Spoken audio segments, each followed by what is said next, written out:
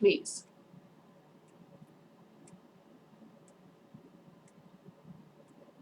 Any question? George, do you have one? Please, go ahead.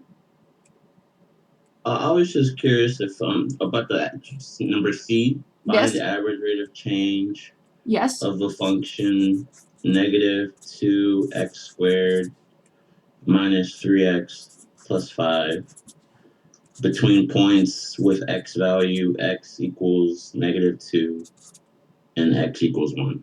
Good. So first of all, it's a very good question. Thank you for asking. Now, what I wanted to show you is in our course, I moved from a previous semester. I moved here to recorded Zoom sessions, couple of minutes. How to use the TI-84 for compound interest, and how to use TI-84 for evaluating functions. So I'm not going to record this, but I'm going to show you, but it's already recorded. So you don't have to disappear. I'm not recording the screen. So in this case, first of all, we go to y equals. You clear whatever you have in y equals, and you enter this function, which is negative 2x squared minus 3x. By the way, when we start an expression, you have to use with a minus or a negative sign. You have to start with a tiny negative in parentheses, not with the operational negative. But now the next one is the operational negative. See the difference. This is a tiny one and this is a bigger one. So when we start an expression that starts with a negative number, we have to start with this, and then the operation in the middle is the regular operation symbol, and plus 5. So after you enter the function in y equals, you will exit that window with a second and quit. Next, you will enter, although you could bypass this previous step, but I think it's till you get used to it, you can use it. Second and table. Now, my table, first, if it's the first time you're using it, let's go first to second and table set. And make sure that second and table set is right here. When anything in blue, or if it's in yellow on your calculator, anything in blue or in yellow has to be activated with this key. So that's the table set. And make sure it looks like this. The start doesn't matter. The increment does not matter. If you have 15 here and 20 here, it doesn't matter. It doesn't matter. But the independent variable has to be in the ask mode. Otherwise, you will not be able to enter the x values that you wish to work with. The dependent variable has to be in the auto mode. Is this okay so far, everyone? So then we go to second and table after you made those changes, and you punch in negative 2 and punch in 1. That's what we have. So these are the values of the function at those two x values. So the first one, so f of x1, in other words, f of negative 2 equals 3, and f of 1 happens to be 0. So can I stop sharing? Is everyone okay with this? Okay, so once we have those values, then we know now that we are determining the average rate,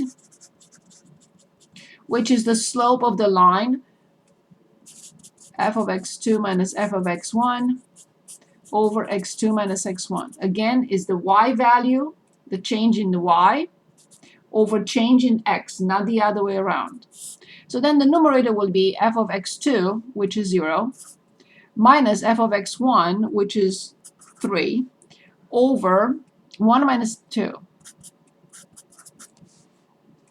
So the numerator is negative 3. The denominator happens to be 3, so the answer is negative 1. Since the function did not have a measurement unit, and the x values did not have a measurement unit, there is no measurement unit for this. So the rate of change, or the average rate of change, I should say, for this function between the given points is -1. 0 minus 3 over 1 minus -2. The denominator is 3, the numerator is -3, the division is -1. Is this okay, everyone? Okay, do we have other questions? Okay, so now, again, if you remember something, if you remember I said from the beginning, this is not a monologue. Please stop me anytime if you have questions. So this is nice and useful, the average rate of change. But this is algebra. I needed to review the average rate of change for something way more important than the average rate of change. I'm not going to name it yet. I will in a minute. Let's go back to our graph. Again, I have this function. This is f of x. This is the same from before. Again, I have this point. Can anyone refresh our memory on what is this if the x value? So I'm going to call this again, let's say a and b, doesn't matter.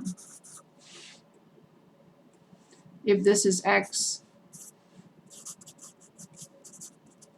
what is this?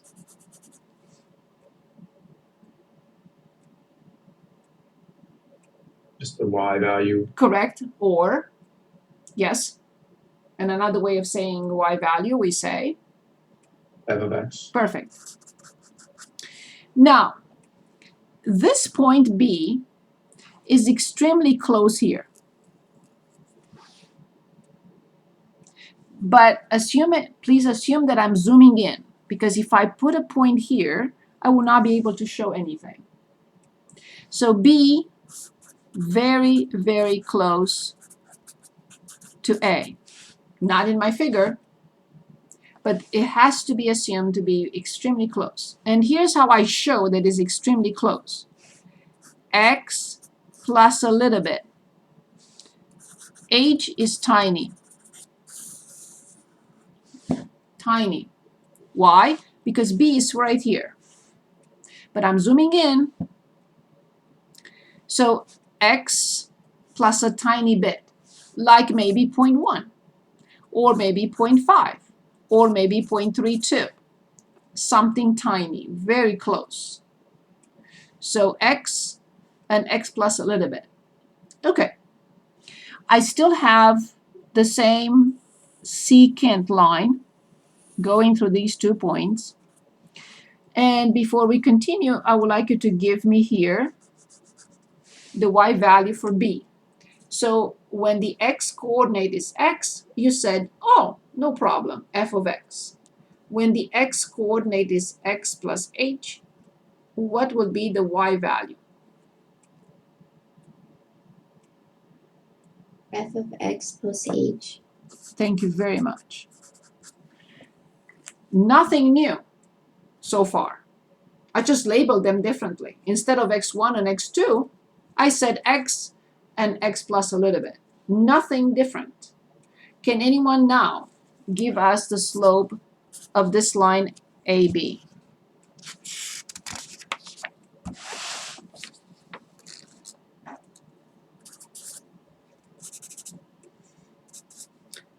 AB.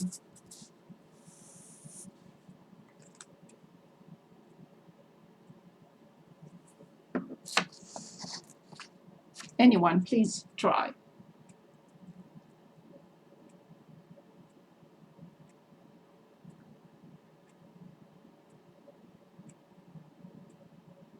It's nothing different. Would it be f of x plus h minus f of x over f of x plus h? Hold on. The difference in y over the difference in X. perfect. So the bottom would be x plus h minus x. Perfect. These two go away. So we have f of x plus h minus f of x divided by h. Thank you very much, Haley. Good. This is one of the most important items in calculus. It is called the difference quotient. You can say, but it is the average rate of change of a function between 2 points that are close to each other. True. That's it. That's exactly what it is the average rate of change of this function between 2 points that are close, very close to each other. This is it. But it has a very special name. It's not called the average rate of change between 2 points that are close to each other. No, it's called the difference quotient. Why is this so important? We'll see it in chapter 1. Although it's the same definition. Now, as we did here, as we perform these steps in order to find the average rate of a function, I would like to work on the same function and determine the difference quotient for it. And you can say, but it's the same thing. Not really. It's the same formula, but it's not going to be a number. We don't have numbers now. What do we have? We have x, and we have x plus h. So something must be different, although the baseline is the same. Okay, so I'm going to copy the function. So it was negative 2x squared minus 3x and plus 5. So the problem is asking us to find the difference quotient for f of x. This is our next target. So we have this function. Then we can choose another function. We will choose a rational function after this one. So this, can anyone tell us what type of function is this? Anyone can identify it?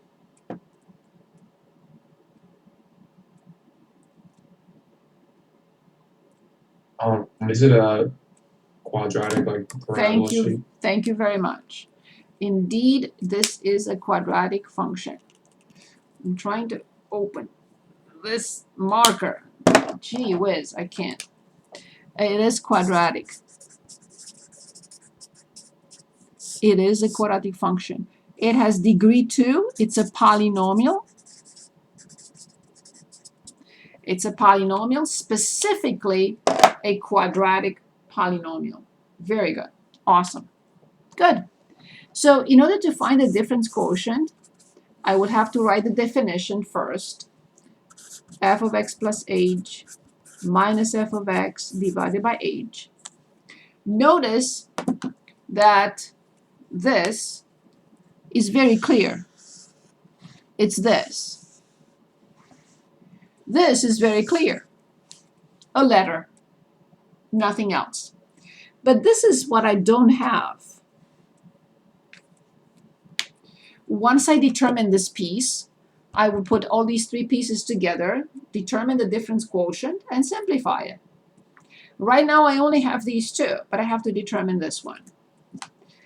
Now, when we look at this function, let me write it again here. This is what I see. Tell me if you see the same thing.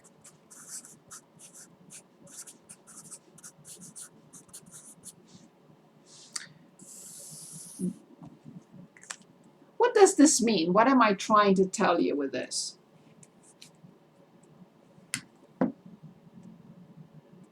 What do you think? I have the function here and I'm writing this. What am I really telling you? You can substitute something for x. Exactly. This is the pattern. This is the pattern. If I have here 5, or negative 2 or 1, what did I do? I just plugged it in. I plugged it in here and here because this is the pattern. The pattern says f of whatever equals negative 2 times whatever squared minus 3 times whatever plus 5. That's all this means. So why am I saying this? It's because I want to determine this. Can anyone tell us how to determine f of x plus h? No calculations yet. I just need everybody to see what this is first. What should I write initially? The initial step.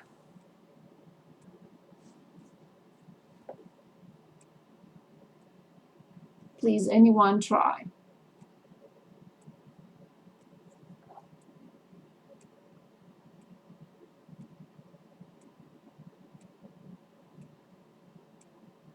Is that -2 x plus h squared, -3 x Careful, plus careful, h. careful, I'm missing something. -2 is correct, then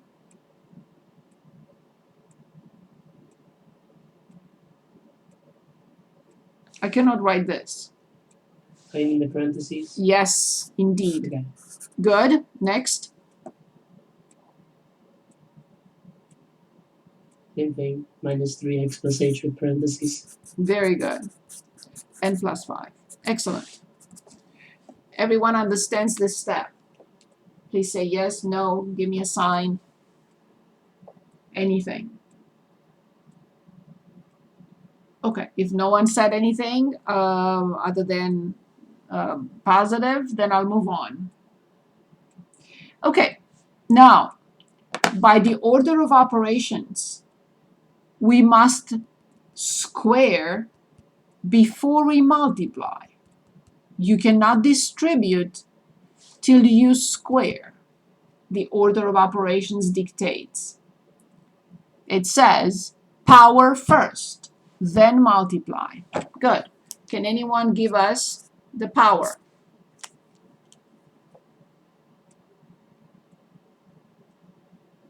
It's x squared plus 2hx plus h squared. Thank you.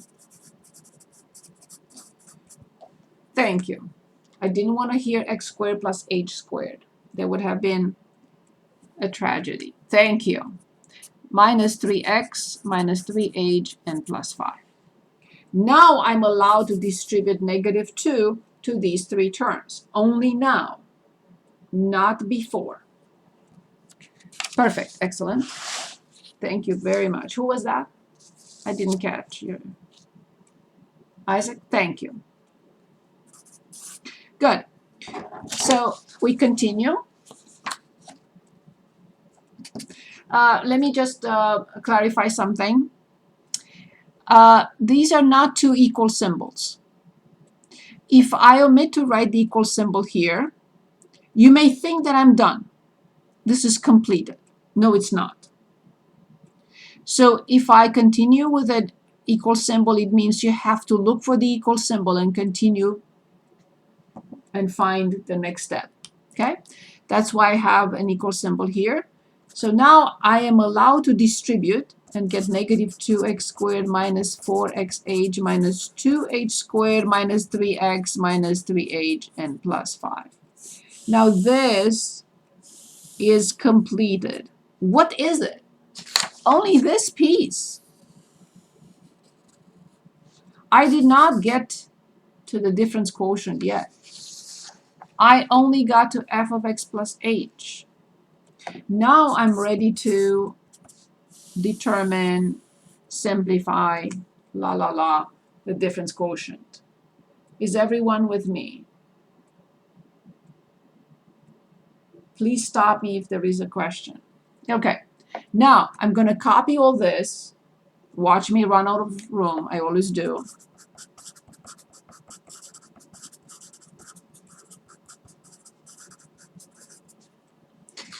So I copied this piece. Now I have the negative sign in front of the function. What should I write next if I have a negative sign in front of this function? Can anyone help, please?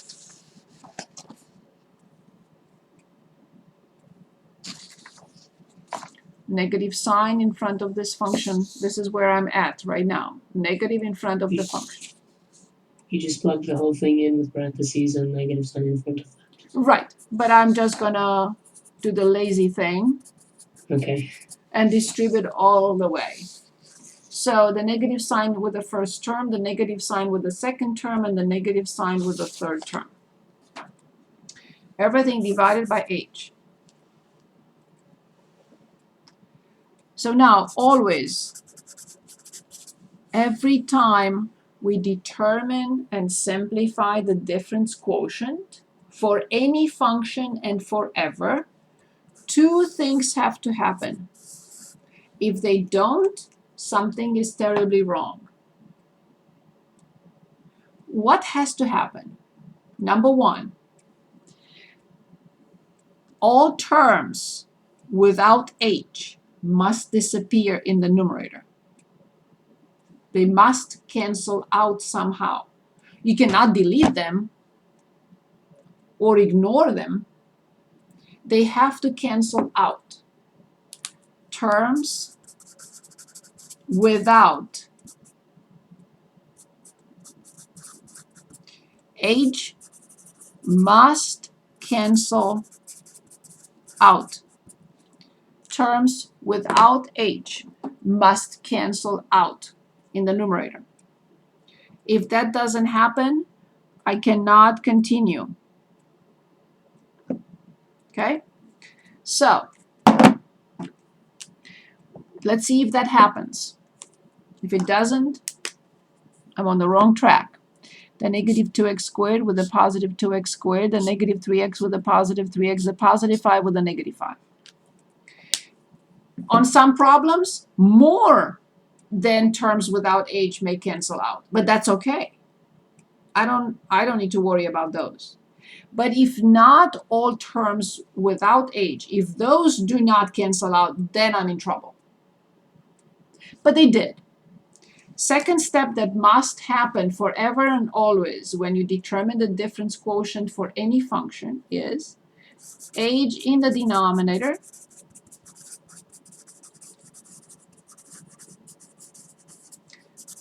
must simplify with an h from the numerator.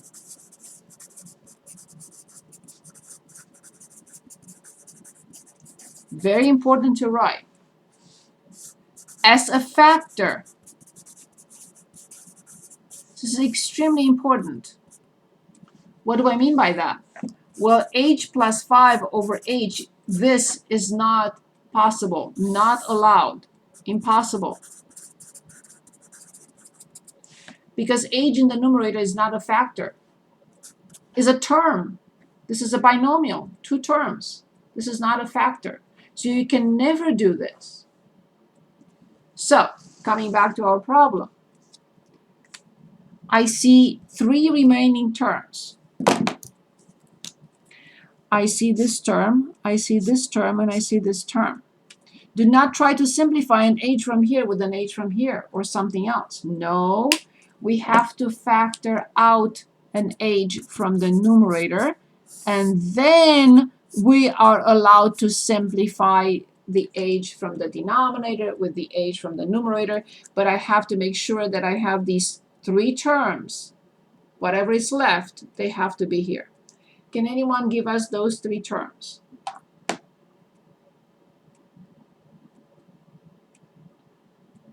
Zeta, can you help us? I can't see you.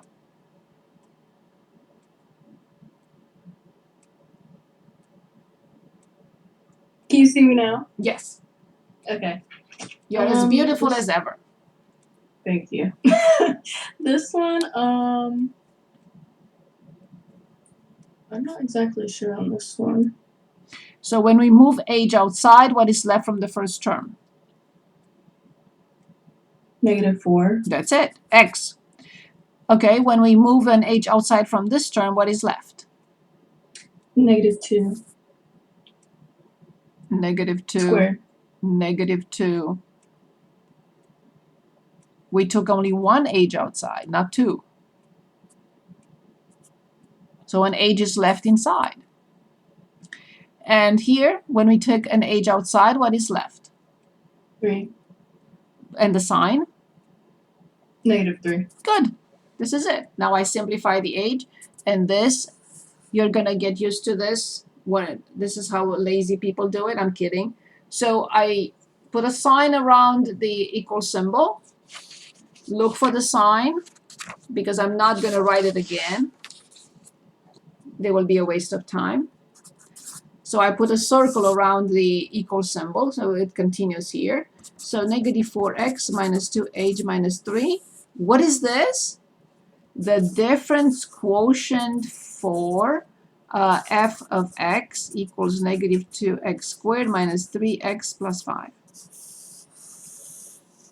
This is it. And you can say it doesn't look like the average rate of change. No, it doesn't. But it's the same formula.